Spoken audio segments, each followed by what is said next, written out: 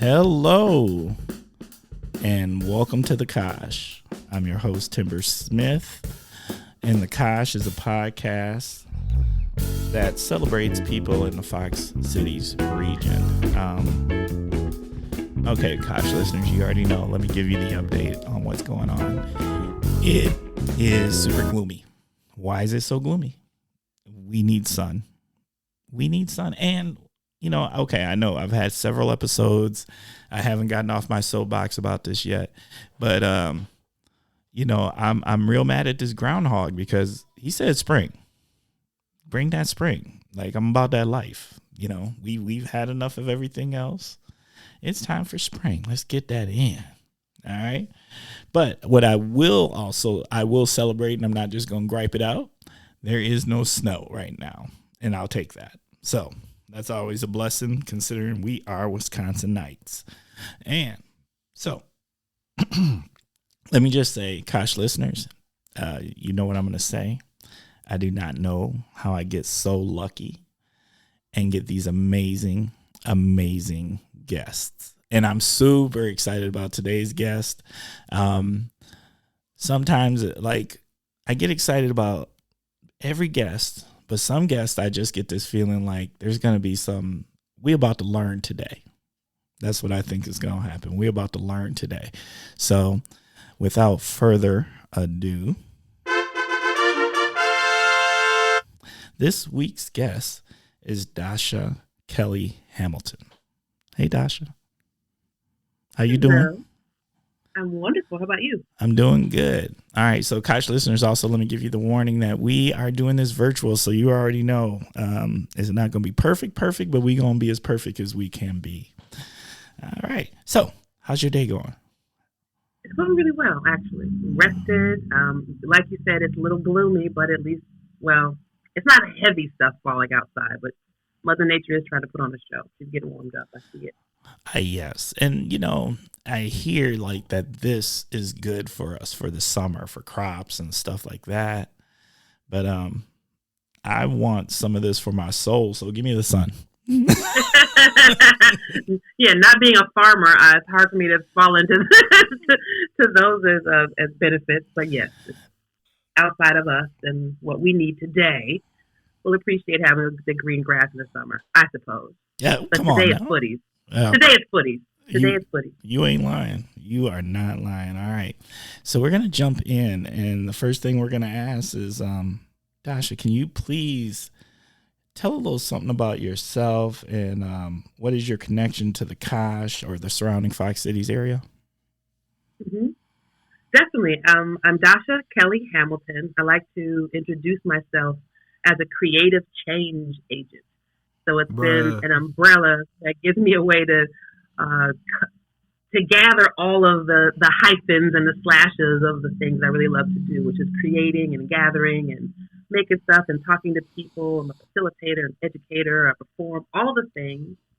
But ultimately, over the course of these years, it's been because I'm able to be creative in those endeavors. That's really the through line.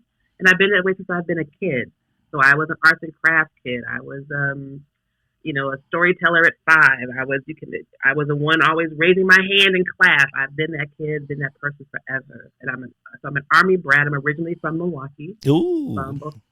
Both of my parents met at UW-Whitewater, and my father commissioned into the service immediately after college. So I've been a military brat. So we traveled, my family, one sister, we traveled the globe and then come back and get into adult world. And I'm traveling and learning through communications and creating, and just being a student and I don't want to say a collector of people, but definitely I observe people in a way as art. So that's been my story, and I found a way to translate that into life work. Okay, so you're from the mill. Mm-hmm. All right, I'm from the mill. Got to shove love. As I like to say, mill. Where I have to ask those questions of there's a lot of people now that they quick to claim Milwaukee, and then they be from Cudahy. So We're gonna say Milwaukee area, and I have to really pause because mind you, I'm a military brat, so Milwaukee has always been home base for me. Okay. I've learned the city. I've been there all of my been here all my adult life now, but I've still learned the city like a transplant. So you're talking to me, oh yeah, remember the Crystal Roller Rink? No, I wasn't here. Yeah, you went. Oh, remember when such and such was on such a street? No, I wasn't here. I wasn't here. I was at my grandma's house I when do. we were in town. Ooh. But the love is there. I get it. The love is there. All right. And I kind of want to ask some questions about being a military brat. Like that's a life. I've served, but I didn't have to travel because I was a reservist, and what my MOS was, I was an optician. So I got lucky. I worked out of medical hospitals and made glasses. It was a nice deal. Yeah. It was cool. It was a nice deal. It was a good deal. Like I got some good advice when I first joined, and somebody gave me the advice when you go and you take that test, right? You take the test and they throw out the jobs that you're gonna have, and somebody told me take whatever you do, pick something with the word tech in it. I was like, okay. Now I'm young, I didn't know nothing, but it made sense to me. I was like, okay, and so they gave me a list, and there's always stuff like infantry. And right, that's always there, and some other choices, but then there was this thing called optical lab tech, and I was like, tech, got it. Didn't know what that meant. Check that out. Yeah, I'm gonna check that out. Next thing I know, I was a military optician. Wow. Yeah, things happen. It's on some different. So, what about you? Where did you get to go? Were both parents veterans? And if not, do you know what they did while they were serving? Sure. My father was military, Army, and my mother ended up ultimately doing some GS level admin work. Okay. And so my father was in human resources, basically. I remember being in college, and it's sad to say this, one of our U.S. conflicts, I want to say it was Balkan, it's hard for me as a civilian to say a small war, but it was a conflict. It was all in the news, and, I'm newly, as a young person, starting to even pay attention to the news. Right. And then we're calling my father, oh, my Daddy, I just saw the news. He was like, oh, baby, calm down. Unless they need somebody to go and slaughter a computer, I'm good. I'll be right here where I am. Bruh. So his work was working with personnel and working with young soldiers in particular. And in fact, once he retired from the military, and he retired as a lieutenant colonel, he went into work at UW Milwaukee to help people that are coming out of the service with their resumes, how to transition. Because a lot of times, as you know, you have the reserves, you have some of these other forces that help with the transition, but the folks who just get out and need a pathway to the rest of their life, he helped coach them on that. And so my mother spent, so she did GS level, I think she got to maybe GS 10, feels like that's a number. Oh yeah, that's a number. I'm really grateful that I was allowed to, my sister and I were allowed to be kids. Like, I had no idea what my parents made or what salary really was until it was time to apply for college and scholarships and all of that stuff. So I knew what they did, but it wasn't something that they brought home. But watching my mother from high school to this day, she would come home from work and she would go to Jazzercise. Remember Jazzercise? Oh, and then, leg warmers. You can bust them leg warmers. Exactly. It was the leg warmers and a big T-shirt, and then it was the leotard and leg warmers. Then it was the two-piece with the leg warmer with matching earrings, and then she's teaching a class and she's taking more classes. So to watch her go from a participant wanting to lose a few pounds to becoming an elite trainer and a massage therapist over the course of my teen years into college was really powerful to watch both of them. So I often tell people that I won the parent lottery. My mother taught me how to fly, and my father taught me to have a flight plan. Facts. I'm feeling that. So we started off in Georgia. We're in Fort Benning, Georgia. Then we went to Daegu, Korea, and then we came back to Wisconsin. I went to the fourth grade for in Wisconsin. Then we went to Indianapolis, and then we went to Germany, and then I went off to college. And after that, my family went to Southern Illinois and Hawaii. I remember telling my father, I said, "Daddy, you're not slick. Because when you are in the service, when it comes about a year or two before it's time for you to TDY to move to the next place, you put in what's called your dream sheet. You put in your request, and in many cases, your requests are ignored." So my father had Hawaii on his dream sheet for all of my life. I said, "Daddy, you're not slick. How did you miraculously get Hawaii once your kids are out of the house? We're coming. You're not going to enjoy that by yourself. We're all coming."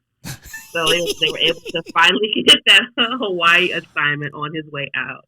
And they both ultimately retired and was back in Wisconsin. So that is my military brat story. And I tell you, Timber, it's one of the first things I tell people about myself, because it's what you know. Like everybody's life, your life is what you know. And then you see how that knowing helps or hinders you, in some cases, out in the world. So it built this muscle to accept, not just tolerate difference, to, in many cases, even lean into it. Because you think about it, you're going to be the new person, and then your neighbor's going to be the new person. You're going to be the new kid at school. There's going to be a new kid at school. Just the nature of how military life works. All the time. You were always sitting next to, or living next to, or working next to someone who's completely different from you in every possible way, from their religion to their beliefs to their politics to how they celebrate birthdays.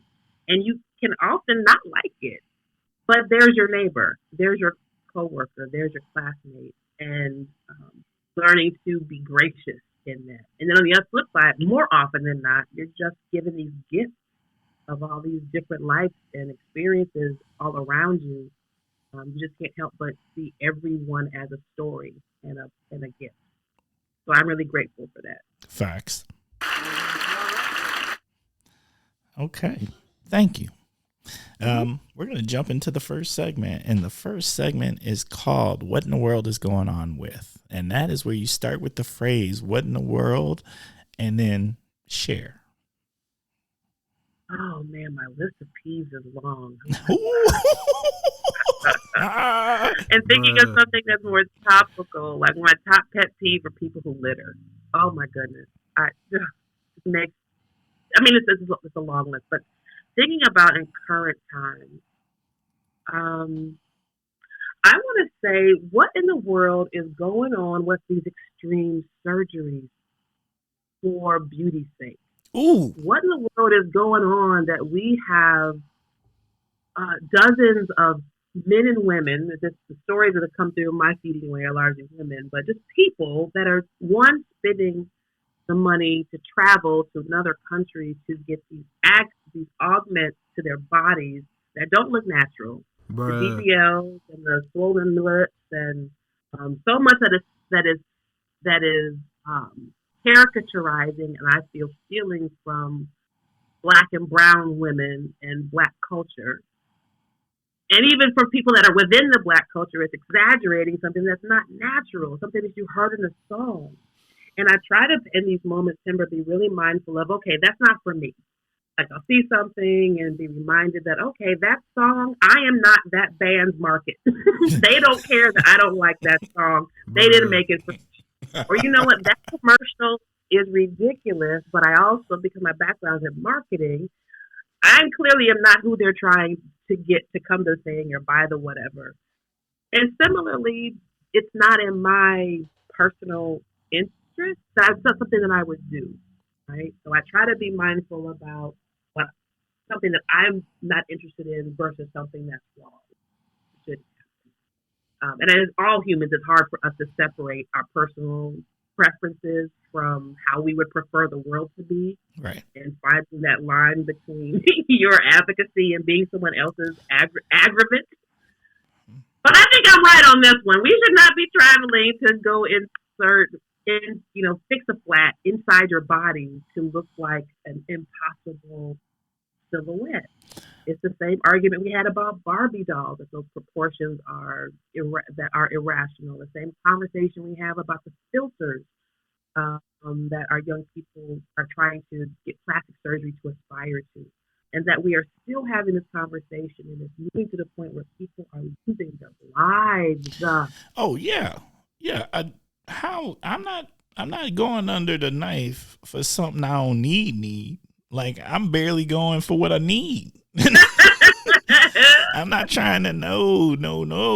That there's nothing cool about that. I don't know. I totally understand where you're coming from, but I also come from a place. Look, do what you gotta do to be happy, and if that's gonna make you happy and you think that's it, so be it. But I really come from a place of God gives you what you need from the beginning. Like you got what you need from the beginning, whatever that is. You just gotta grow that, fix that, help that, whatever it is. But I believe like he gives you the full toolkit at the beginning, and then it's just what do you learn how to use those tools, or do you understand that you might need to work on that toolbox and make it a little stronger for it to carry the tools, whatever it is.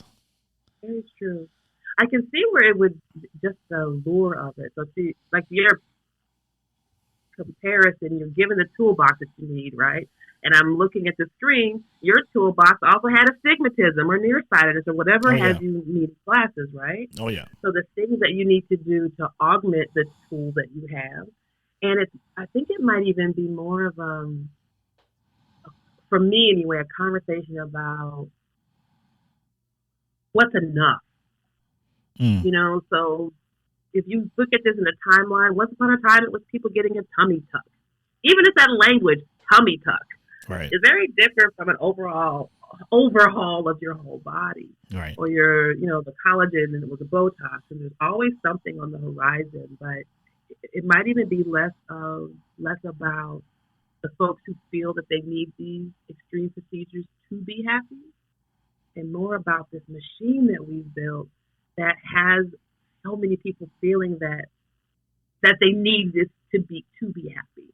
Right. I understand wanting to be your fittest, or wanting to look your best, or wanting to feel a certain way about yourself. Absolutely. But it says something that if for so many people to feel good about themselves, that they all have to look the same. I'm gonna blame this. Yeah, I'm with you. I'm gonna blame some of this on instant gratification too. Oh, for sure. Because hey, look, you can get the BBL look from a thing we call squats. No, not exercise diet. No, not that. No, not those. Not that physical sculpting. Yeah. I don't know. Now that being said, I'm not doing no physical sculpting. You're gonna have to love timber the way timber is built. You see this toolbox? This toolbox comes with love handles. Yep. This toolbox comes with a muffin top. This toolbox comes with cush. Yeah, that's right. Cush on the cot. That's right. This toolbox comes with a tattoo that says "Dad Bod." It is what it is, and I'm happy this way. It works. So. Yeah, and I want to have an understanding and empathy, or when I feel that if there was something in my toolbox that I needed so drastically to get. But you like that instant gratification, it's also more accessible. Right. So it's something that practically anyone can save up and go make happen. But once upon a time, but is it really accessible when you got people, they save up, but they ain't getting the best. They're getting shortcuts, or people who really don't know what they're doing, and that's how you end up with things that ain't right. They got bad things being put in their bodies. People die from these procedures. So I don't know. I have same way you can't get every item from the store. Can't be the store brand. Like for me, soup and ketchup got it. I mean, I know it's probably coming from the same company, but there's just some things that in my spirit feel different. You probably shouldn't also do a knockoff surgery body procedure if you can't get the Bruh. Facts. No. And I'm with you. So now that you said that, you're going to have to share it. What's that ketchup? Is you a Heinz? Is it? I go Heinz or Hunt. Heinz or Hunt. All right. Fair enough. But actually, even that red gold, I think. Yeah. That's not bad. was a really nice surprise too.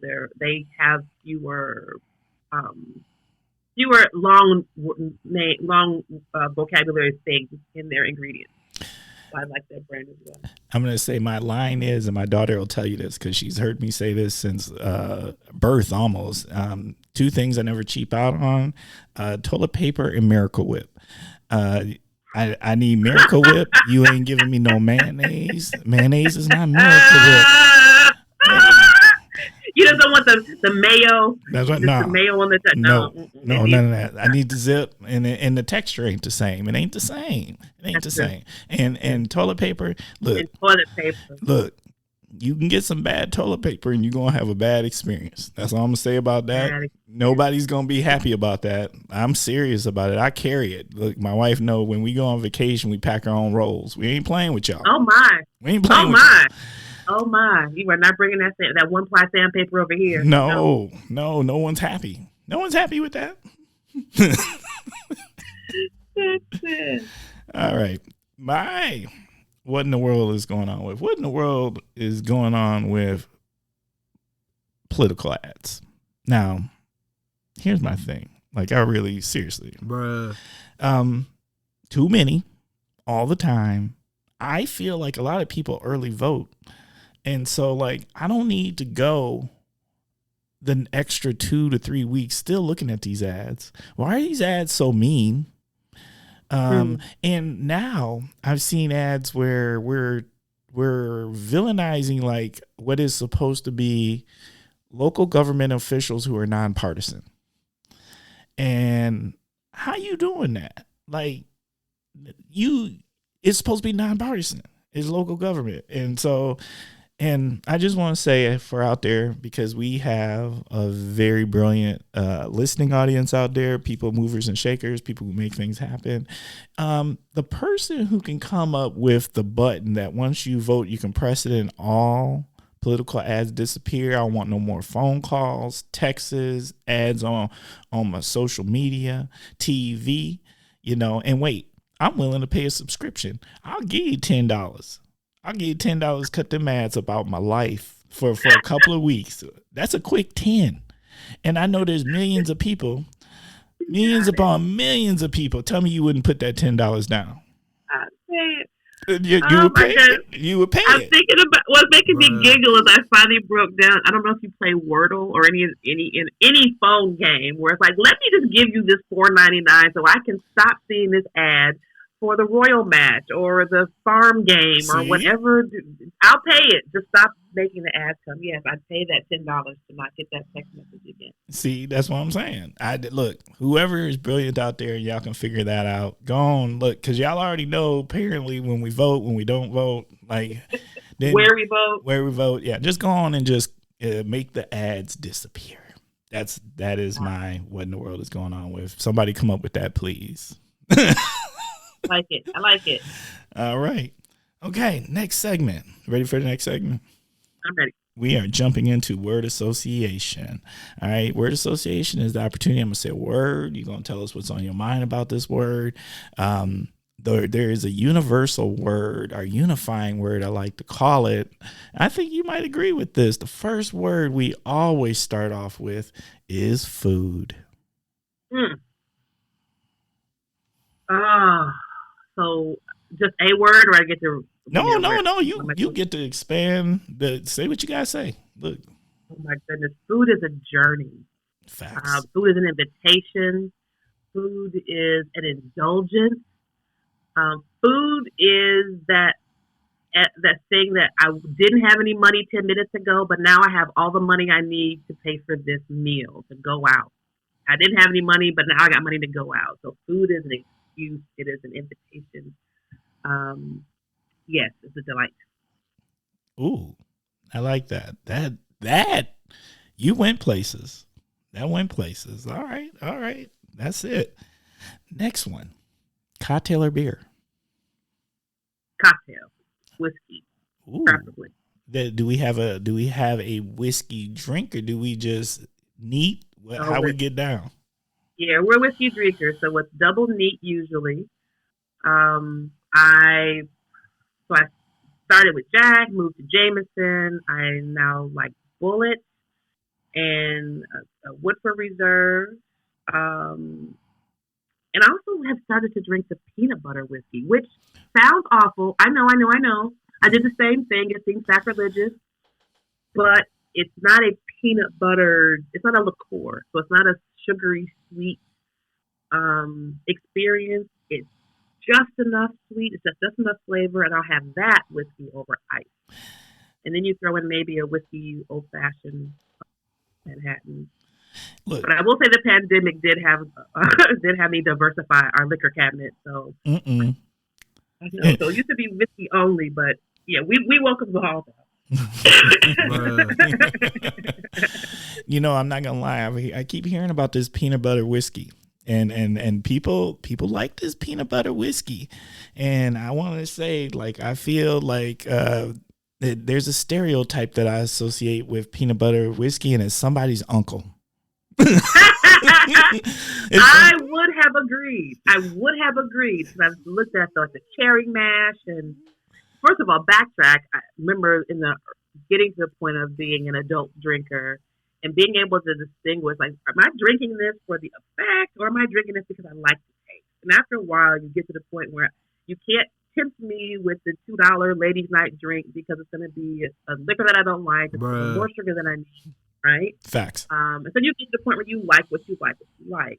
And so once I got to that point, I will say I had a moment of definitely having an elitist moment of folks who needed the sugary sweet drinks, or like the vanilla flavor vodka and the cotton candy, whatever flavor brandy. You're not really trying to drink. But so that's the person who looked at this peanut butter whiskey bottle with my nose turned up and a side eye, like, this is ridiculous. But I also love peanut butter. So got a little shooter bottle just to taste it. And I was so pleasantly surprised. And it has a nice little kick to it. I will say most often I put the peanut butter whiskey in my coffee. Okay, that's what's up. We learning today. You're welcome. We learning today. Yes. I agree with you.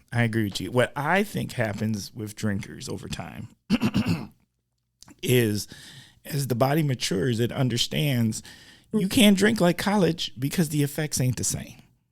So I need stuff. Tomorrow is real. Tomorrow is real. And what I need is my body to actually function tomorrow. And so, like, I need something that's been distilled multiple times. I need something that's not on the bottom shelf. I need something that costs more than $2.99 a bottle. The body, like, that's where I'm from. I'm just like, look, I got to do the things that allow me to function the next day. Like, it's always a good time in the moment, but the next day is where you either was a wise man or a not so wise man. Or not so wise man. You're a wise man or a wasn't man. Yep. Or a hung man. I mean, however you want. It's not a good look. It's not a good feeling.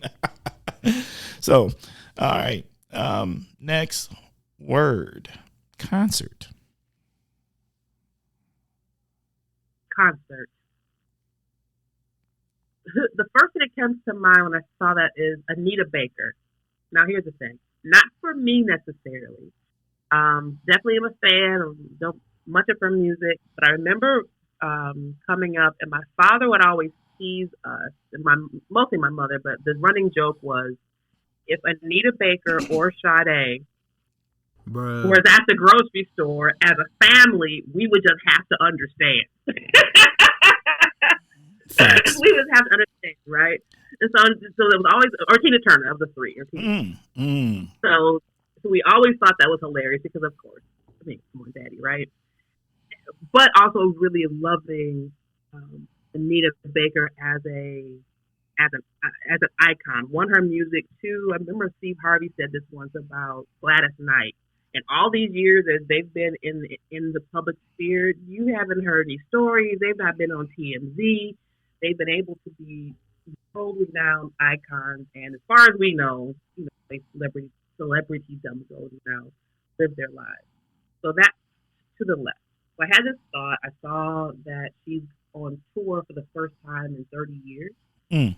And I had this idea of getting a ticket for my dad to go see her. And so it was going to be a whole thing. So city to send him to, and who would he go with, and how would that work out? And after doing all this planning, I had to pause and stop and remember what I was talking about. I was like, oh, you know what, Daddy? I figured before I went all out, would you get on a plane to go see Anita Baker? He goes, no. Oh, I've seen her. Bruh. He said, no. He said, I've seen her perform. He said, but I'll tell you this about seeing Anita Baker live. It's just like listening to the album.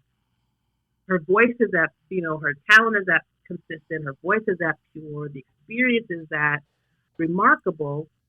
But then you said out loud, I could listen to the record at home because she's not doing a bunch of movement. There's no dancers. You're watching a singer sing. And I had to stop and think about when I've gone to a concert, that moment you want to sing along and they do a riff that you didn't practice in the shower and you're kind of, I can't sing along with you right now, Maxwell. What are you doing? So that's what came to my mind, this recent idea of thinking I would send my father to take her on her tour return. And then realizing it probably wouldn't be the best idea. So we're going to just enjoy her incredible music in live via stereo. That's fair. Look, if you done threw out the name Maxwell now I didn't went to a Maxwell concert. I've gone to one. That's an experience. Yeah, yes. Yes, that is an experience. It was a good experience. I had a good time. I did Maxwell back in the day when his opening act was Alicia Keys before she was big. So Alicia opened and Maxwell came out there, and oh wow. And number two, I probably was one of 4 men in there. Yeah, when I went by. Maybe 5. Maybe five. Yeah, that was an experience too. And it wasn't a lot going on, but it was a lot going on. Mm-hmm. It was an ambience with the lights. Oh, he got a vibe. That's funny. All right. Next word. Shop local. Essential is the first word that comes to mind. And I'm curious how, I guess I'm not curious, I know how and why it doesn't happen, but what it would take for more people for that to be a standard practice, right? So if I'm in any city, I'd much rather go to whoever is their coffee shop than a national chain. I often use the language, I'm going to go here because so-and-so is fine, right? The Hilton is fine. Starbucks is fine. These big box stores are fine. How can I eat at this diner, shop at this little store? And you're getting something special, and you know that the person in front of you needs it, air quotes, more than the big chain.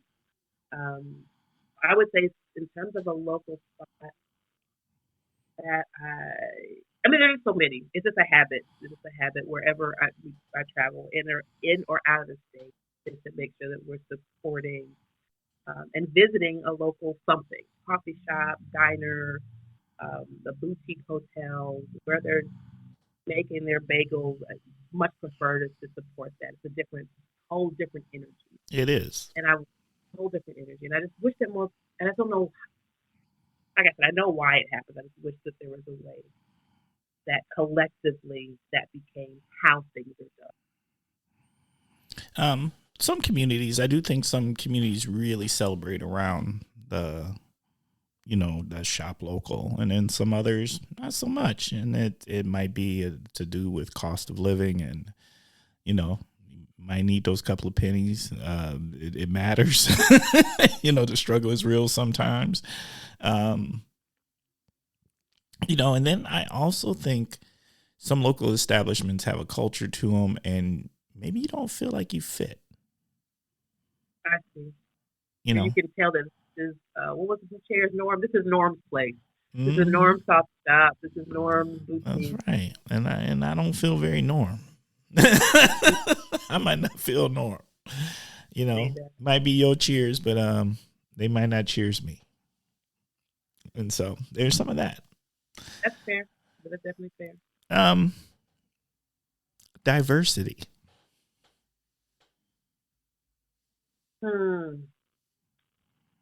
I would say diversity today is oversold and misunderstood. Ooh. Bruh. Please share.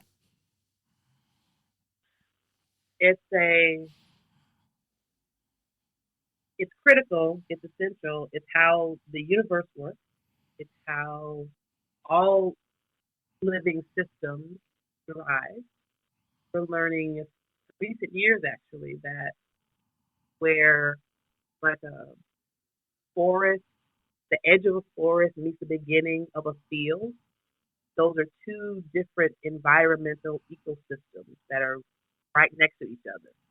And along that seam where the forest meets the field is the most diverse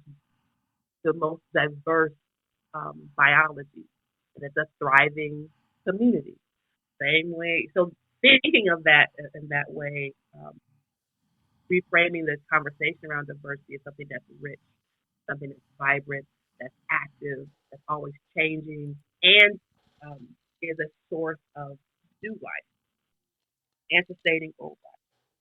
So looking at it that way, it becomes a conversation of how to maintain what already is and where it's been misunderstood and I think sold oversold is it's not a salve, it's not a magical bomb that we begin to do. It's what we already are. It's how we already are. So looking at it something that we're trying to become makes it into a solution or a silver bullet, which turns it into a trend, which turns it into something that feels optional and disposable. Go back to where I started. We are already diverse. This is already how we live. It's more Facts. about focusing on this dynamic of what it means to be alive today, means to be in community today. It means to be a living thing in any point today, yesterday, 1,000 years ago, 1,000 years from now, and not making that and not weaponizing it. So where so that's a misunderstanding that this is something new, this an ideal that we can strive for and achieve.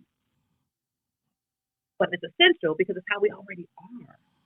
So in a lot of my sessions, I like to go back to, comparing things to things that we all understand as, from our evolution, from history, uh, how our brains work. Things that just are what they are, with no emotion, no political leaning, no, doesn't matter where you came from. Your brain works the way your brain works, right? So understanding that in recognizing difference is how we came to, as a species, still be alive, right? Being able to recognize what animals were safe and what not, what other tribes over the hill were your friends or your foes. Recognizing difference is essential. We weaponize difference where just automatically that means dangerous, and that's not the case.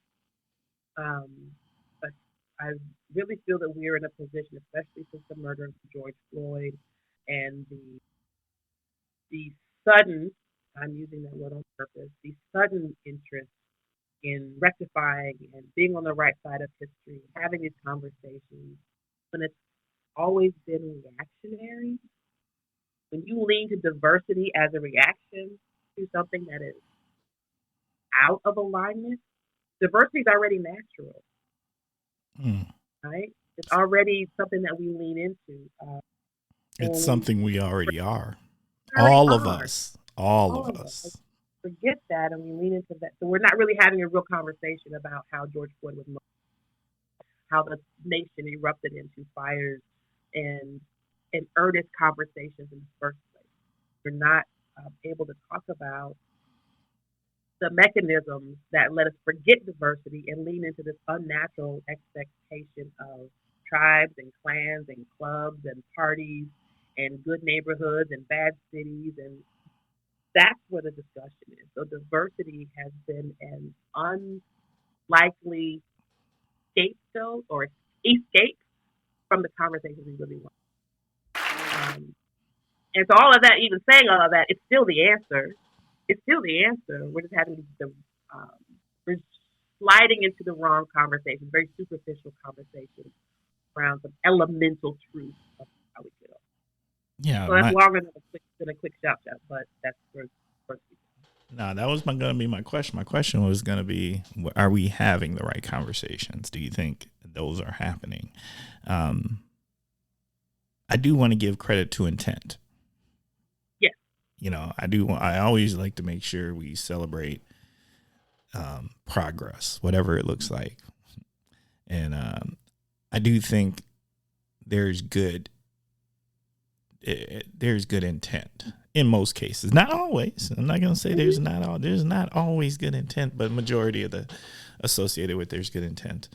I think, my personal opinion. Yeah. I like it. I could see that. So yes, for the most part, you're right. So good intent, and I don't disagree with that.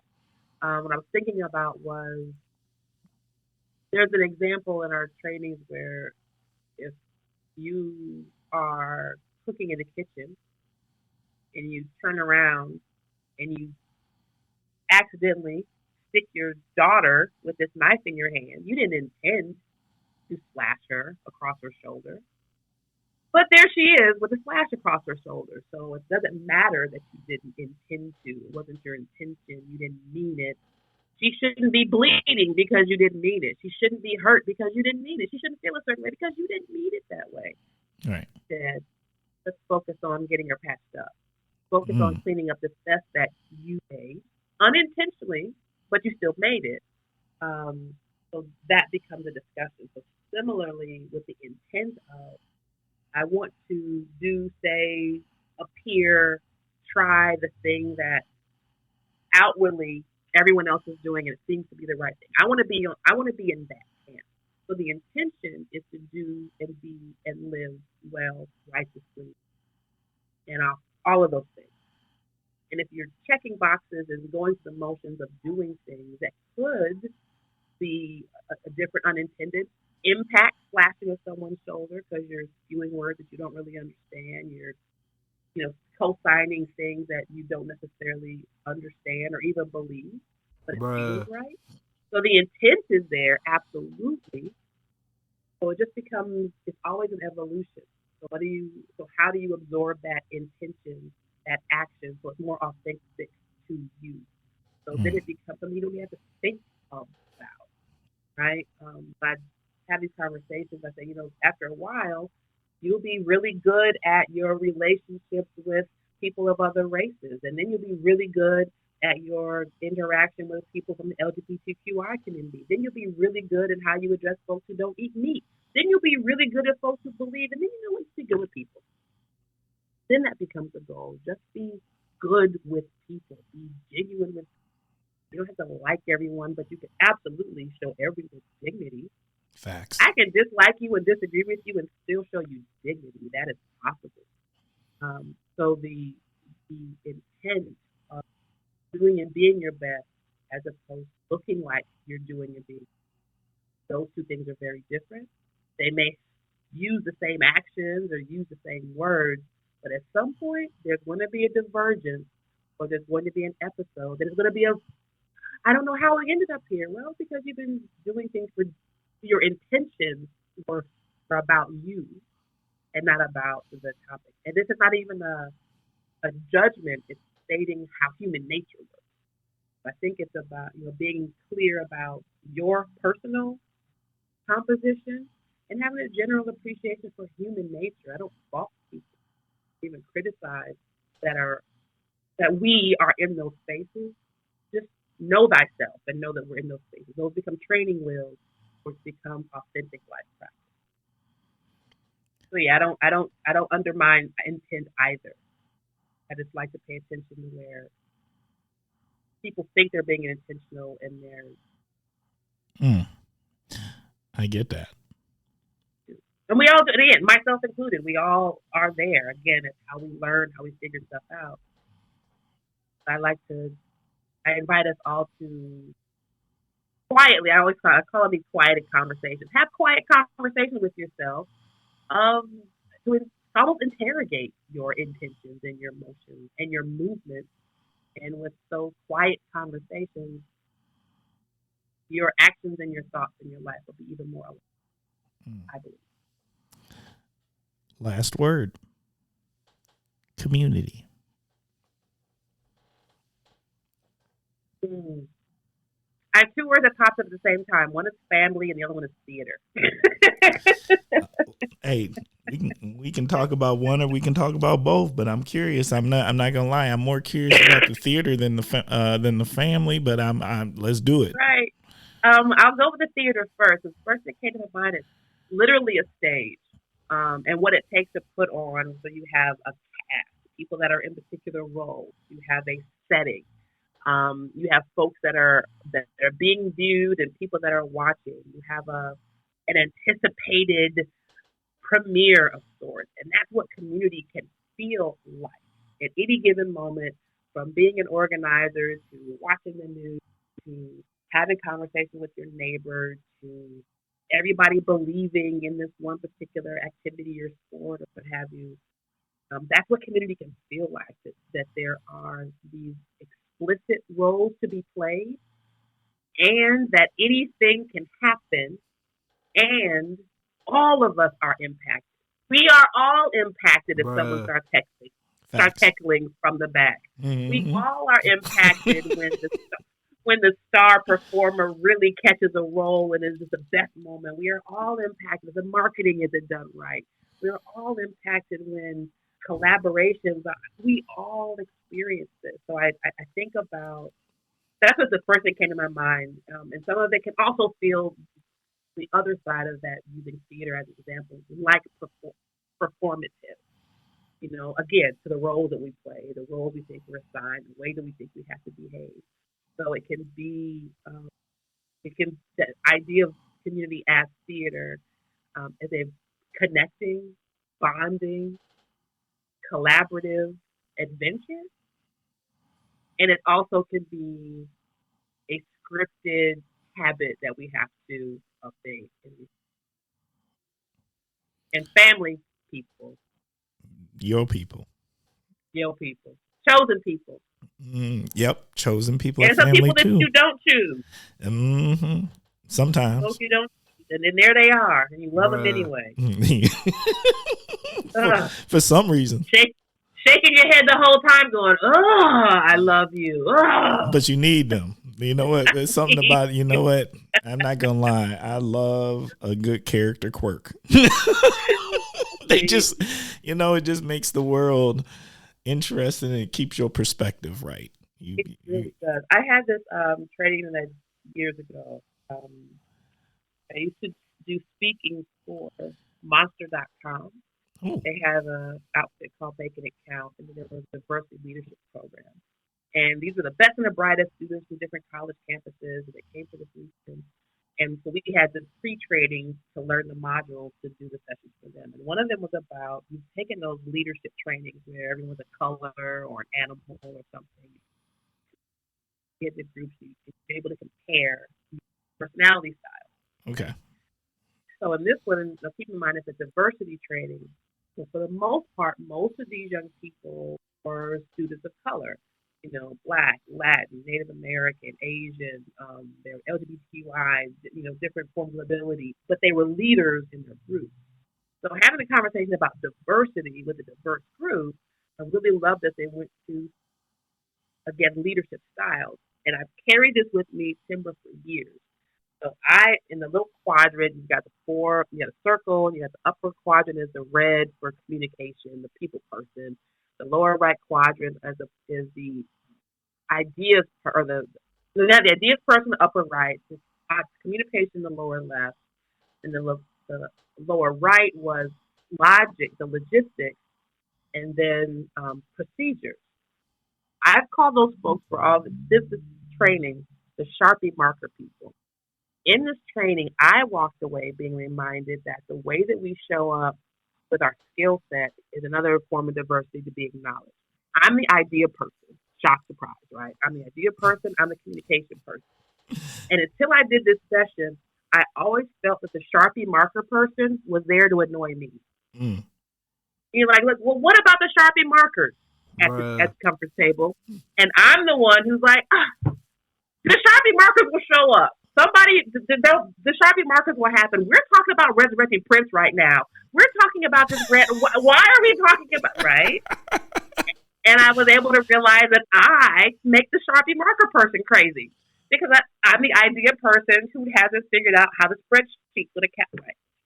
Right. So what you said that made me think of that is the thing at the end of this training is that we were all reminded that these folks show up, that this is what they need, not to just be successful, but to feel safe. This is what they need. This is the environment or the task or the thought that they need to be immersed in to be their best self. And I've never given that consideration before. And I remember going to the place I was working and mail had to be down by 11. I show up with my mail from my office at 11:07. She is still processing the mail. She is still standing there processing the mail, but she won't take mine because it wasn't down at 11. That's a Sharpie marker person. That's order. That's process. And I literally was able to walk away with a whole different appreciation for how our brains show up at these meetings. So that's what comes to mind with thinking about that. You said that we all take what we need, and even that person who's going to ask about the Sharpie markers is there not to get on my nerves, but I need them. Oh yeah, and they need me. They don't know that they need me. I get on their nerves too, but we need each other. Oh so no, I'm able to appreciate the need part. Wait, they know they need you, but they ain't gonna tell you. I love me a good Sharpie marker person. Them look, they make the thing work. They do logistics. They make it work. And then, we all got our strong suits. And so look, I will partner with a good Sharpie marker guy or lady all day. They make it work. Because some of us, the details is not our thing. Hey, I'm just saying. I get the big chunky details. It's that fine grain. Woo. I'll get a lot of them, but not all of them. Facts. That's how I get down to it. Okay. You ready for the next segment? I'm ready. All right. Next segment is the Kosh Hidden Gems. This is your opportunity to share a hidden gem. And since, you can share just whatever hidden gem you would like with us. Could be the Kosh, Fox Cities, Wisconsin. Shoot, the nation. I'm with it. Let me see. I've got two. So one is a little gem of a place to eat. We had a show in Madison and went to the Tornado Room. This was the best French onion soup I have ever had, ever. Like ever. Say that again. Wait, Tornado Room? Tornado Room in Madison, yes. It's a steakhouse, supper club. The steaks were also amazing. Best French onion soup I've ever had. And it's an odd thing to make a shout out for French onion soup, but when you can get that right, the rest of the meal was great. So I was really taken by surprise. I've been to Madison so many times. So it's one of these places where I finally went to check it out. And I was really, really pleased with that. And the second is a place. I was able to, for the first time, go to Washington Island last summer. Where's that at? Right up the tip of Door County. So you go up the thumb, the thumb of the state, and at the very end of the thumb, there's a couple of islands. And Washington Island has lavender fields, and it was you take a ferry across. So it was a whole lovely experience. It's a small community. If I remember, the whole school system, K-12, has like maybe 200 students in it. It's a small place, but it was just gorgeous and relaxing, and I felt like a whole new person just being there for the afternoon. And that it's right here in our state, so that was a pleasant hidden. I don't know what's hidden. I just hadn't made the trip up there, but I invite folks to make the trip up there. I think another place that I'll do those two. I'll do those two. All right. See, well, the key to a hidden gem is like maybe everybody knows about it, but they might not know the specific thing about it, right? Or there's so many things because we all operate from our space, our silos, and we could drive past something every day and not know that is the thing. That That's where you get those fire tacos at.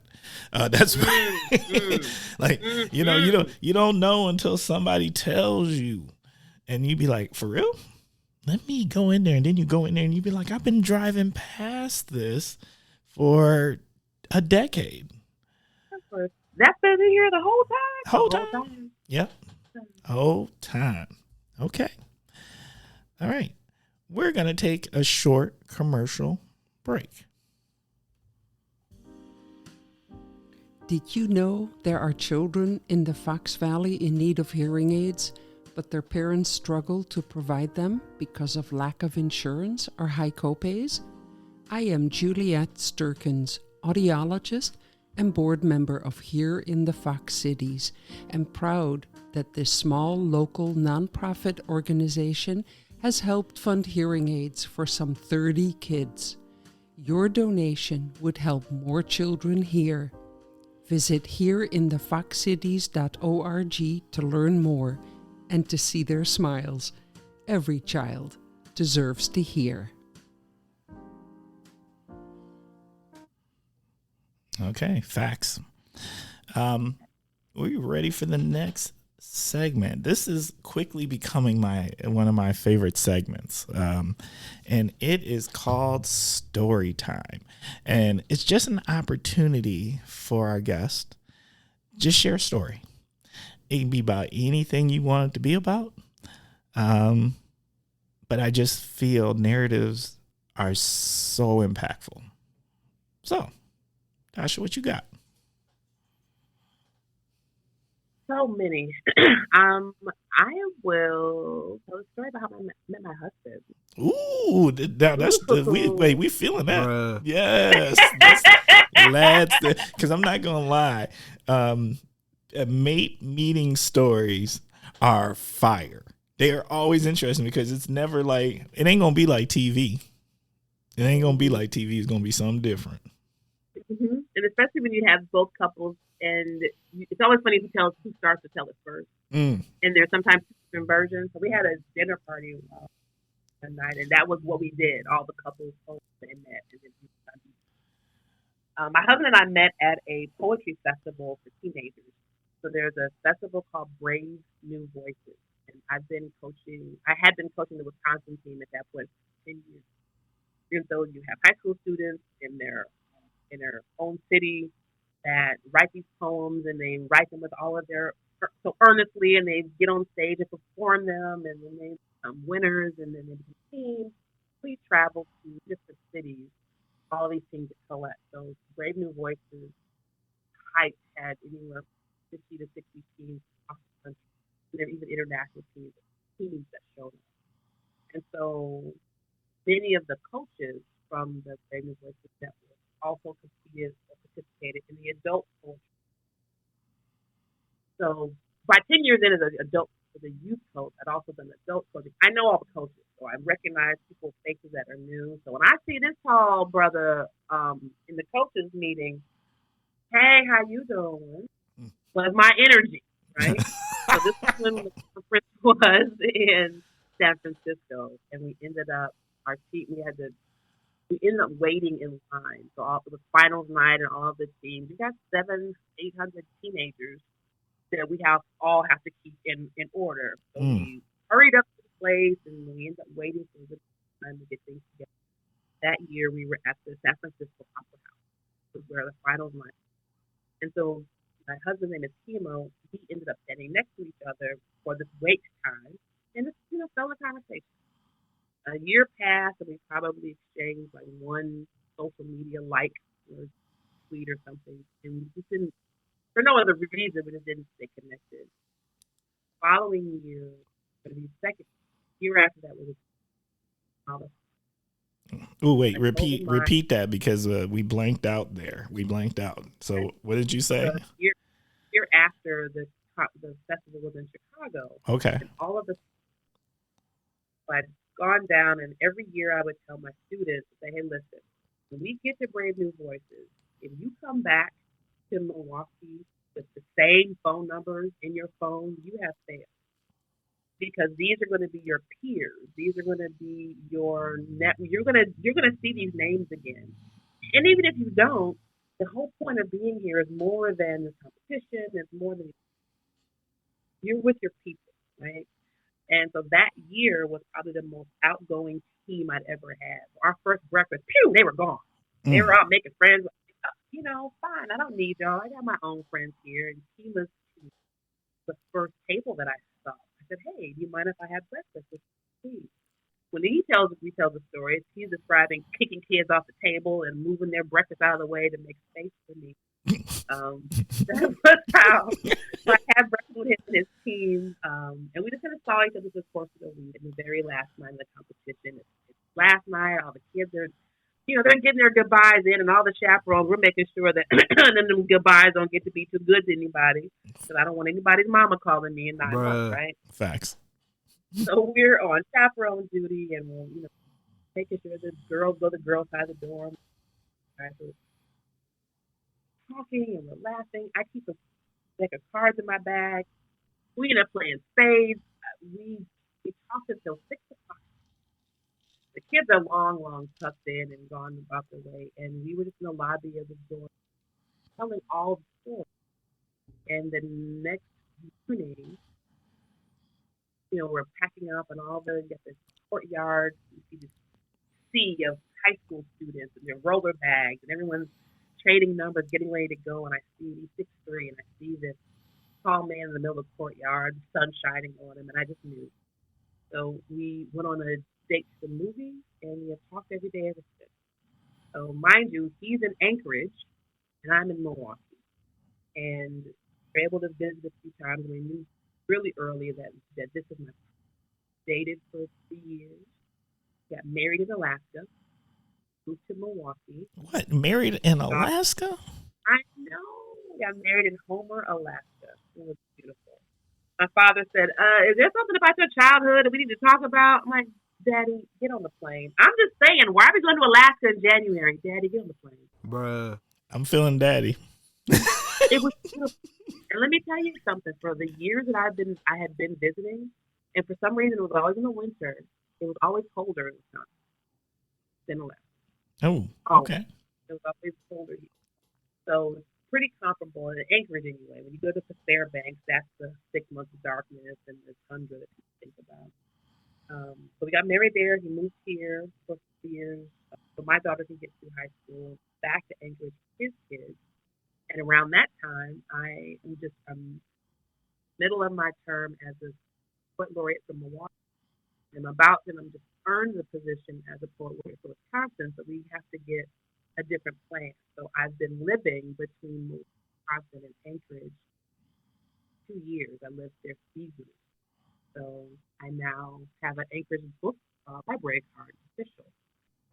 So that has been a wild love story, and we are now already looking at, say, we'll move to Virginia. We're done with snow, done with cold. So that's my love story. I'm feeling that. Oh, thank you. That's good. I'm waiting. I can envision this too. I'm catching the moment of the sun shining down on the 6'3" young man. Yes, and then the clouds part. And you saw it. You were there. You saw it. It's so perfect. We had a leadership conference back in San Francisco, and we're taking a lunch break. And he's really intent on, hey, let's catch his Uber and go over to the Opera House. Sure, why not? Where he proposed. It was perfect. Okay. And I didn't see it coming. So, you have to know that we appreciate that. Well, I wrote a whole article once about dating a guy, and we went on this trip together. And by the time we got home, I was furious. Because I had recognized at least half a dozen great opportunities for him to propose to me. Oh, he didn't know. He didn't know, and it wasn't supposed to. So that's the right one. I'm gonna be the first to admit we men, we don't always get it. We miss all sorts of things. Like we that ain't our strong suit all the time. We trying to tell y'all. Look, I know. It don't work that way. It just don't work that way. We can't hear it until we ready to receive it. Bruh. That's just the way we made. Look, it happens. We try. Oh my goodness. One of the things that's really funny, my husband and I, he does facilitation for men's groups. And even outside of that, it's just, we we play out this conversation to this day all the time because it's really fascinating if you think about going back to that, how we've been trained to be as men and women, how we've been coached this thing is supposed to go. And then without explicit conversation, you don't know what training I have. I have a general idea, or I think I know what it is that all young men are taught, and we get to hear some of the things that just never made sense. So we say that I am the president of the Chick Academy, and he is the dean of Dude School. So we talk all the time about how we were told over in the Chick Academy that we make you a project, or that we have to just we're given instructions how to be in relationships that aren't realistic. That in relationship, both of us have to relearn how to really do this thing.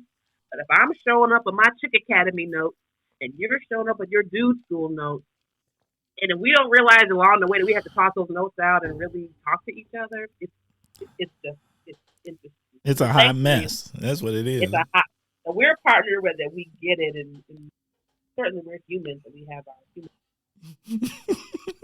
Being reminded as full-grown people, and all of us know better when about the messages that we were given. Like, it's a quick example. I know I'm telling longer stories than I'm supposed to. He does work with men in most cases that have been impacted by toxic relationships, and I've been able to do facilitations with this another woman to hear how typically we hear those stories when we get together over brunch. So all we hear is how she's been done wrong and forget him, and girl, all you need is, we never pause and ask her what she did. We never pause and say, well, what'd you say about his mama exactly? We never pause and talk about the permissions and how we're conditioned that our feelings get to be facts, even when we're wrong. And then we get together and reinforce that without asking some of those probing questions.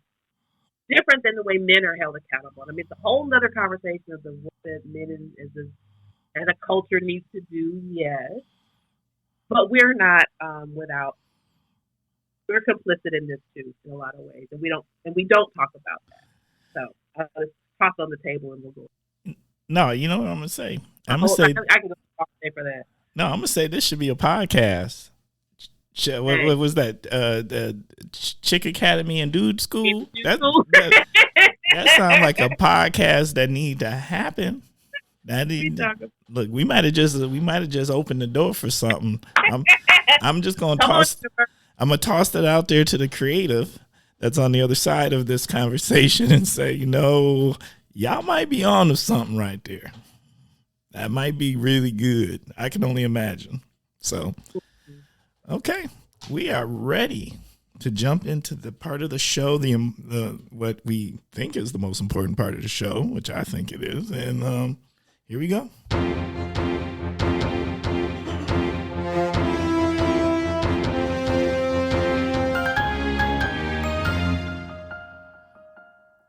It is time for the topic of the week.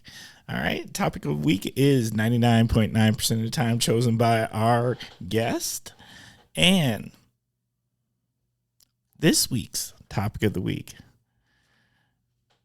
Dasha, you want to tell us what this week's topic of the week is? We're going to talk about cake.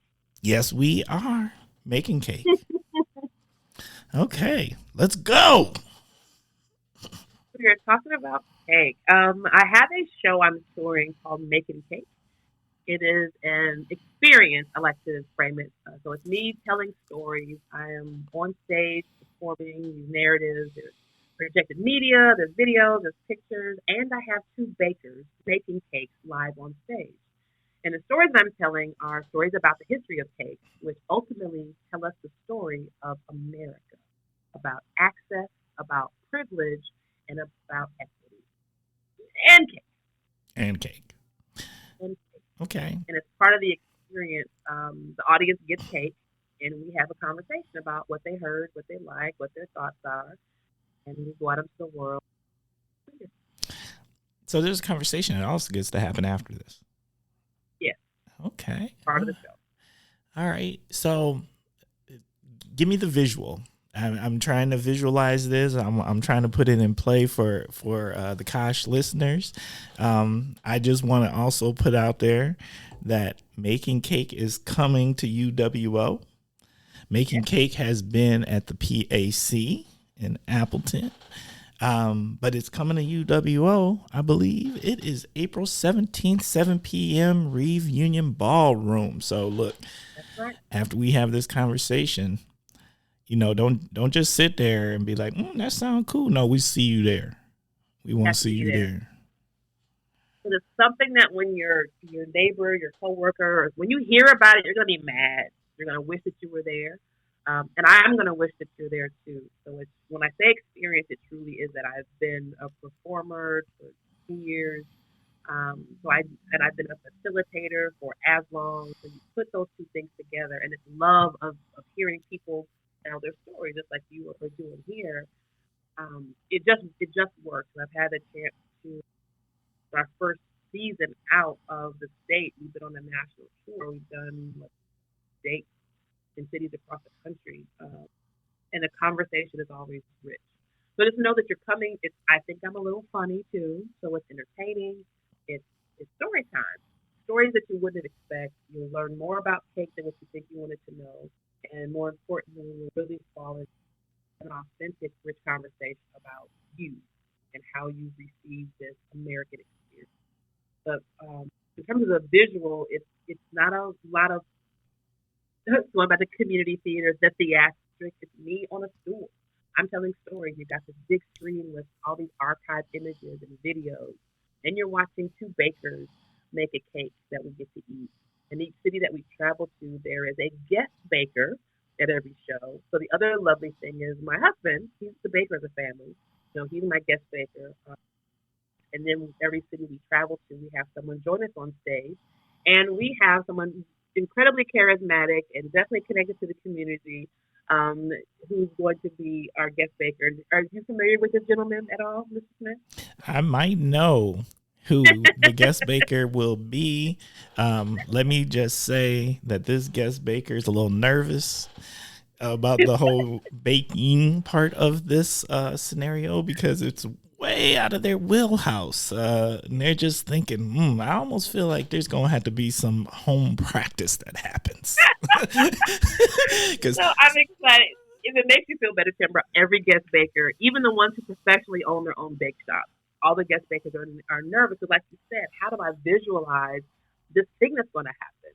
So the first thing that we do when we do the check run through, we have the guests, we have you there so that you can just see it. So, and then once they see it, they go, oh, this is as simple as we said it was, right? But just the imagination is always more powerful than reality. So you will be measuring. Just know that, Timber. If you can follow a recipe and measure, that's all you have to do. Look. And then we'll have theater magic where the cake that the audience eats, they're not gonna taste what you put together. Oh well, this is good. That they are safe then. Okay, I'm feeling much better about the whole experience just on that tidbit alone. They are safe, but I'm really excited about this experience. When I landed on this show, I said, I want this to be my retirement work because it's a tool. It's edutainment. So it's entertaining, but it's also uplifting. It's enlightening. It's honest. And it's unique every single time because it takes the people in the room. I want to know, if I can ask, how did you come up with this concept, one? And, we didn't talk a lot about the fact that, once again, you have been Milwaukee's Poet Laureate. You have been the state of Wisconsin's Poet Laureate. I got to think that plays into how this show is constructed in some kind of capacity. because and then there's a word that keeps popping in my head as I'm having my visualization of what I think this would feel like, and it just keeps saying soul. Mm-hmm. This is for your soul. It is for your. It is absolutely for your soul. Um, I'm gonna start with a comment that I received. A couple different versions, and I'll say from a few different people, but this exact quote came just from the show we did in Utica, and he said, you're essentially talking to me, middle-aged white man, and everything that you said was hard to hear, and everything that you said was true, and everything that you said was delivered with such grace and humor that I didn't have to squirm. I didn't have to feel uncomfortable, and I didn't. No one had to feel like they were being maligned or attacked in all of this truth. So thank you for that. So in the interest of doing this show is that I often instruct folks because there's a lot of hurt in this history, but the conversation doesn't have to be painful. Mm. And so there's a way for us to follow these discussions and hopefully to be instructive and of a muscle memory that we can have these discussions and we can be honest about them and we can include all of our perspectives in trying to have these discussions. Often, I feel that what we do is we try to argue about perspective is right or wrong, whose reality is true or not, Right. and Who's we're never correct? going to get you. And we're never going to get anywhere with that. How are you possibly going to tell me that the way that I've experienced my life isn't right or isn't correct or doesn't make sense to you? It's not supposed to make sense to you. Why? Because you have your own mind. I saw some lawmaker, I don't remember what state he was from, in trying to vote down school lunches. His actual quote was, "I've never met a hungry child." Well, I guess you wouldn't, Senator whatever, from whatever cul-de-sac you live in, with for all of the property taxes are abundantly supporting your school. Of course you have it. Facts. So how do you possibly, and we do that often because I can't see it, because I haven't lived it, what you said can't be true. And we're never going to get anywhere with that. So in knowing that these are ways that are ways that are disintegrating just our skill set for having conversations, how do we create a playing field experience we can do? So that was the interest in the show, and I was invited to make an experience like that happen in Sheboygan. The Kohler Art Center invited me to come as residency to have these conversations throughout the community about race, and then translate those communities into a show. And one of those conversations was held at a bakery. I was like, "See, we need to get folks together over cake." And I went to work. So I've done shows before about objects. Every object has a story. I've been an art envoy for the U.S. Embassy, and when I was at an island of Mauritius, and they were saying, "Oh, we say that you love carrot cake. That's nothing that we would ever have here. So let's figure out something that you can do with our culinary art students." And at the time, they thought that I was going to bake a cake. I'm like, "Oh, I don't bake at all. That's not my ministry." But I eat cake all the time. So I've tied those experiences of doing shows about things, finding stories about items. So I started to research the ingredients of cake, and the basic ingredients each tell a story of access, of privilege. And then you start tying these dates together, and that becomes a story of America. So it's an interesting way to enter a familiar conversation, and it's, I believe, a thorough way to remind us all that none of this was by accident. None of this was happenstance. In fact, there's a lot of malevolent, um, greedy, and short-sighted intention, to your word, that was put into the baking of this here recipe. So let's admit that. Let's just start there. And then how does it make you feel? What do you think about it? What else can we add to it? And how do we take this and just move forward better? Not right, not proper, not changed, but just hearing this and being this experience together instantly makes everybody in that room a little bit more expanded. So, and then you give people cake to boot. It's a win-win. Well, I like this. So it sounds, and help me. So there's narratives, Hmm. there's connection, there's learning, and then at the end, the unifying word, we have food/cake.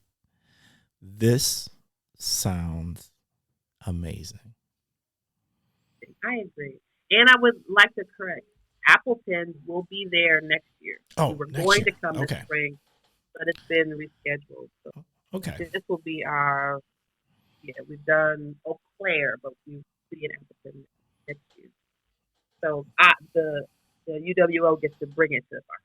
Okay. That's really, really exciting. I know I saw the advertisements. I never follow back up to see if it ever occurs. So Mm-hmm. I knew there was a scheduling for it at some point. Okay, so we get to kick it off. You kick And it off. and as a UWO Titan, yes. Yes, this is exciting. And I do believe you're coming during Social Justice Week. Yes, So, yes.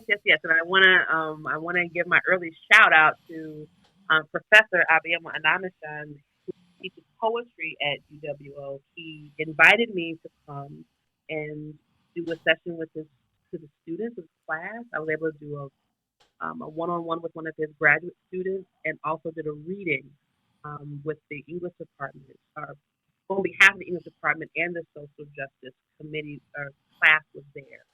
So that introduction to the UWO campus introduced me to this social justice week, and they got it together and pulled it together quick and fast to make the show happen this year. So these relationships, this community theater, it definitely it works when you just show up your best self. So I'm really proud that that initial introduction went well, and I'm looking forward to coming back and spending more time with you.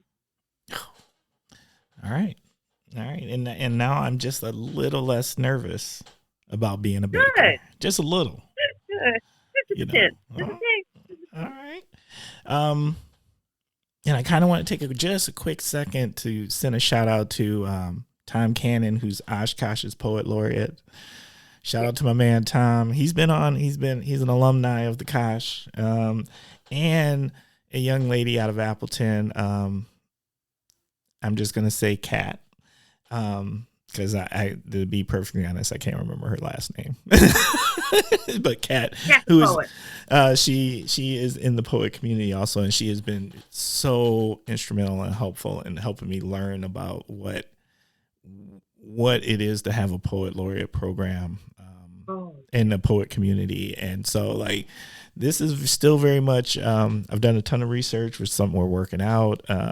We're not okay. there yet, but you might get a phone call when we get ready to kick it off. Oh, please do. Just the fact that you're in the conversation is exciting. When I tell people, what is it? Well, technically, as a poet laureate, you're the ambassador for the arts. But Hmm. then the person who's your poet laureate, they're going to make their term. It's going to reflect their relationship with the art. So depending on what that relationship is, you're going to get a different program. I'm as the city poet laureate for Milwaukee, my focus was creating a youth poet laureate program. So hopefully we all remember being introduced to Amanda Gorman since Hmm. we read the inauguration. So Oh, Amanda she was changed the named. game. Yeah, that's where So people learned what a poet laureate was. exactly. And the thing is, when the world met her, she had been a laureate for 3 years. She was the first youth laureate in the country. And that program that created the Youth Laureate Network, there are easily 100 youth laureates from cities across the country. And so it's really exciting to add Milwaukee to that list. Madison now has a youth poet laureate. And in general, so that person comes in, they apply their relationship. And for me, poetry has always been about the words and about my writing and my performance. but also making spaces, other people to find a way to connect that way. And as a state laureate, my project was creating a poetry exchange between pedestrian poets, I'll call it, and incarcerated writers. So for me, it's been about using poetry as an invitation and a meeting space for these different audiences and neighbors and personalities, conversations and such. So when you look at it that way, your poet laureate is another ambassador of goodwill. Your poet laureate is someone who's able to activate communities and programs in various ways. Like for the city laureate, the laureate before me, Roberto Harrison, his focus was creating writing communities for Latin writers. For me, Peggy Rosca, the state laureate, because she's been in civil work, she uses her work as a way that I'm going to read these poems that are about equity, that are about justice, as a way of advocacy. So it's going to look different based on people who are selected to be your laureate. And it depends, of course, where you live. In some cases, the poet laureate wants to be focused on the art, the poems, the writing, and if that's the relationship, incredible. I was a part of a listserv of Black laureates, and we talked a lot about how in our positions, in most cases, our work was so closely tied to our community involvement. Right. We're not just going to go and do readings. I mean, I can do that, but I would much rather do a reading that has, these other impacts. So it's thinking about how that can be an activator for your community through poetry, which is a little bit different than I want to find a role that celebrates poetry in my community. And that's harder for people to wrap their minds around, or good, bad, or indifferent. So if that helps you at all in your research, know that this is a role, especially where things are going with the laureateships across the country. Or you can have it as an expectation that there will be like the state poet laureateship now is expected that you're going to do some kind of a project. Different from we're going to celebrate you and all the writing that you've done. Right. That's how you get into the room. What are you going to do once you get there? So if that helps you at all, hopefully that helps you shape it a bit. Nope, that's good guidance, and we're gonna work at it. That's what you got to work at it. Like all things in government, if you work in government, it moves slow. It's just the facts. There is no exaggeration about that. It's just the facts.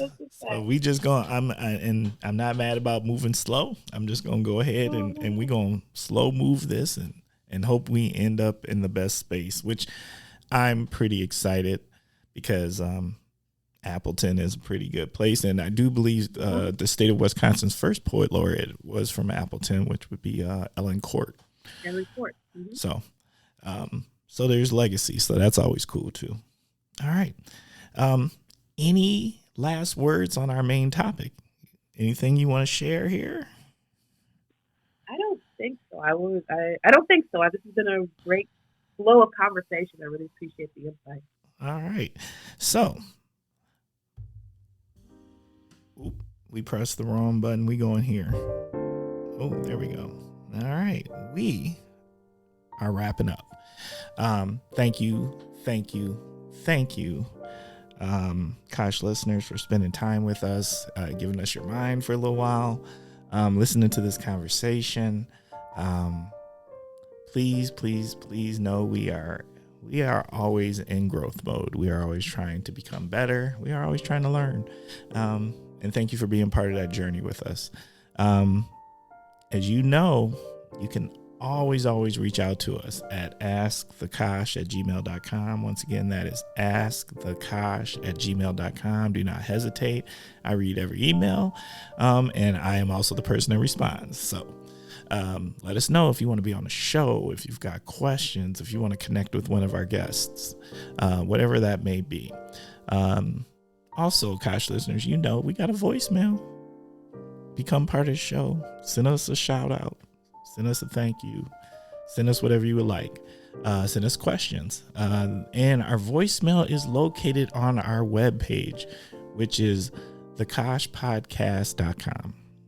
Just leave us a voicemail and we will play that live in an episode. All right. And then finally, Kosh listeners, please, please, please remember, subscribe to the podcast, leave us reviews, let us know how we're doing. Help us raise our rank. We want more people to learn about the Kosh. We think we got something special going on here in the Kosh. And that is the way that other people learn about it. All right. Now, more importantly, on to my favorite part of the podcast. It is shout out time. All right. Dasha, what you got? Who we shouting out? We're definitely shouting out the University of Wisconsin Oshkosh, their English department team, for my initial introduction and invitation to campus, and then sharing that invitation and making a widening at family to the social team. And that is how I'm able to not I'm bringing it, but they're inviting the Making Cake show to campus. So those small dots of connection and coffees and breakfast add to that chosen family we were talking about earlier. Definitely shouting out the UWO campus. Okay. Any other shout outs? Anybody else? Anything in the last, in the immediate future here that has happened? No. Okay. Awesome. My shout outs, I want to send a shout out to Courtney for connecting me with you. I gotta do that. That is important. I want to send a shout out to all our poet laureates across Wisconsin out there doing this work. Once again, send a shout out to my man Tom Cannon for holding Oshkosh down. We appreciate you here.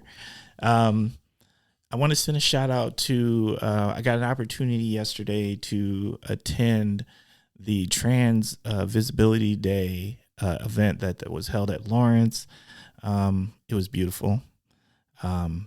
Thank you. Thank you for inviting me. Thank you for letting me be part. And I came to learn, and I did. I walked away and I learned. And that's super important. Super, super important. I can't stress that enough. So thank you for everyone associated with that. I want to send a shout out to my man Jesus at Lawrence. Also, Jesus, my man, yes, he's got tenure. And if you know, that's a big deal. So, to my man and his tenure, Jesus, I believe he might be having a little tenure celebration. I want to make sure, thank you for inviting me. And I don't know if I'm going to get to come, but I still want to give you that shout out on that. I want to give a shout out to Alpha Phi Alpha Eta Pi chapter at UW Oshkosh, because tonight, which by the time y'all hear this, y'all ain't gonna get to go because it's tonight. But they have a probate tonight, which means there's new young brothers getting introduced to the yard. And I know all y'all may not know what that means, but it means something.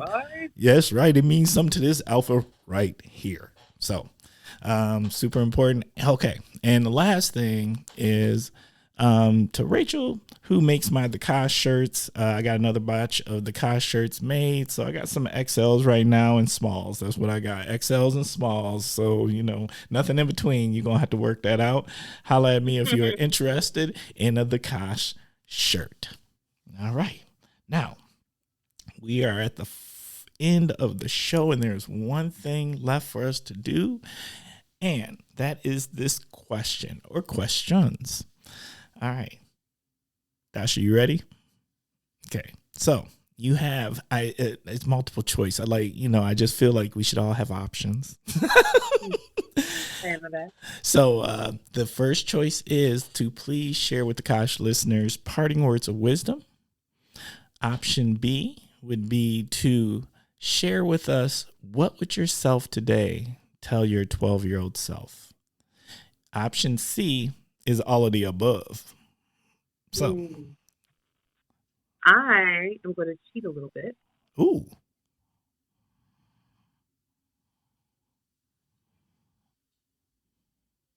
Oh, no. Well, it's look, we're going to give you time. We're going to give you time. Because there's preparation here. Ready. You ready? Yes. So this is the advice for my younger self. And this is a little writing snippet. I have these it's part mental health and definitely to keep my pen sharp, but I write these little missives called Dasha. It's a nickname my mother gave me. And they're 100 words exactly. So I'm taking these stories from my life and I edit them down to 100 words and I email them out to people. They've even been turned into this is the answer to your question. It's called one of the writing assignments lodged in my project queue is a letter to my teenage self. Scanning my draft, I cringe. Wisdom, warnings, affirmations, it's all wrong. Teen me won't want to hear that everything will turn out one day. We're only artificially equipped for one day at that age. One day felt so smooth, featureless back then. Grown me has learned that one day is textured, unwieldy, and won't fit snugly in your palm. Maybe that's what I'll tell her. That and endures will melt down to a curious knot of precious stone. All right. Let's just facts.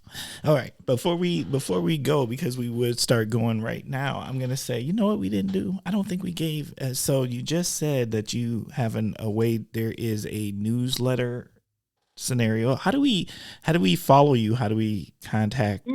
How do we do those things? Because that's important. We got to. Yes, it is. How do we share? How do we follow?